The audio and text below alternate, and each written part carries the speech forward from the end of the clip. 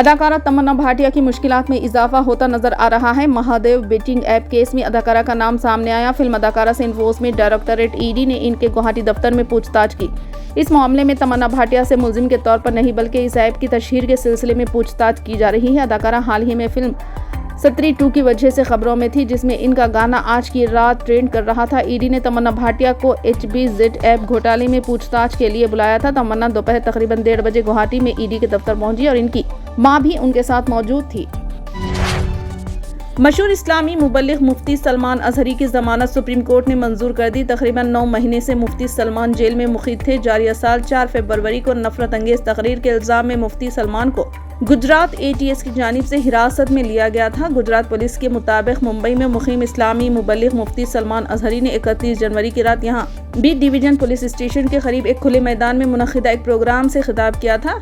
इल्जाम है कि मुफ्ती साहब ने नफरत अंगेज तकरीर की है। पुलिस ने इस मामले में FIR दर्ज की थी। इस मामले में ताज़ियात हिंद की मुख्तलिफ दिफात के तहत केस दर्ज किया गया, जिनमें मुख्तलिफ मजहबी ग्रुप्स के दरमियान दुश्मनी को फरोग देना और अवाम में फसाद फैलाने जैसी दिफात भी शामिल है। ज़राए के मुताबिक सुप्रीम कोर्ट ने मुफ्ती सलमान अजहरी को जेल से बाहर जाने की इजाज़त देते हुए उन्हें फौरी रिहा करने का हुक्म दिया। गुजरात हुकूमत की तरफ से पेश किए गए मुतादिल दलाइल के बावजूद अदालत ने उन्हें फौरी राहत देने का फैसला सुनाया। मजलिस इत्तेहादुल मुस्लिमीन के सरबराह असदुद्दीन ओवैसी ने महाराष्ट्र और झारखंड में असम्बली इंतखाबात लड़ने का ऐलान कर दिया। असदुद्दीन ओवैसी ने कहा कि हम महाराष्ट्र में शिंदे और फडणवीस की हुकूमत नहीं बनने देंगे। मजलिस के सरबराह ने कहा कि महाराष्ट्र में हमारे साबिक MP इम्तियाज जलील ने नाना पटोले और शरद पवार को खत लिखा, अब उन्हें सीटों का फैसला करना है। इन्होंने कहा कि महाराष्ट्र में हमारी पहले से ही मजबूत सियासी मौजूदगी है, इसलिए हम इलेक्शन जरूर लड़ेंगे। हमने महाराष्ट्र के लिए 5 उम्मीदवारों का ऐलान किया है। महाराष्ट्र में हमारे पहले ही 2 MLA हैं। हमने इंतखाबात के सिलसिले में मराठा रिजर्वेशन कारकुन जारंग पाटिल से भी बात की, अब उन्हें फैसला करना है। असदुद्दीन ओवैसी ने यह भी कहा कि कांग्रेस को हरियाणा इंतखाबात आसानी से जीतना चाहिए था, लेकिन वो ऐसा नहीं कर सके। कांग्रेस को खुद का जायजा लेना चाहिए।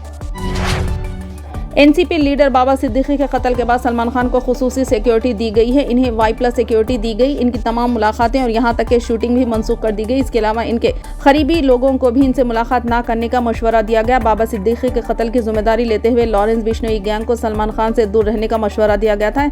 ऐसे में एक बार फिर खबर सामने आ रही है कि सलमान खान को बिश्नोई गैंग के नाम पर धमकियां दी गई हैं और 5 करोड़ रुपये तावन का मुतालबा किया गया। ANI के मुताबिक मुंबई ट्रैफिक पुलिस के WhatsApp नंबर पर धमकी आमेज पैगाम मौसूल हुआ, जिसमें सलमान खान से 5 करोड़ रुपये तावन का मुतालबा किया गया। भेजने वाले ने दावा किया, इसे हल्के से ना लें। अगर सलमान खान जिंदा रहना चाहते हैं और लॉरेंस बिश्नोई से दुश्मनी खत्म करना चाहते हैं तो उन्हें 5 करोड़ रुपये अदा करने होंगे। रकम ना दी गई तो सलमान खान की हालत बाबा सिद्दीकी से भी बदतर हो जाएगी। मामले की तहकीकात शुरू कर दी गई है। मुंबई पुलिस ने इसकी जाँच शुरू कर दी। तेलंगाना में ग्रुप 1 मेंस इम्तहानात के इनेकाद के लिए तमाम रुकावटें दूर हो चुकी है और अब ये इम्तहानात मुकर्रर शेड्यूल के मुताबिक 21 अक्टूबर से शुरू होने जा रहे हैं। तेलंगाना हाई कोर्ट ने इस हवाले से दाखिल की गई दरख्वास्त को मुस्तरद करते हुए इम्तहानात को मुकर्रर वक्त पर मुनक्किद करने का फैसला सुनाया।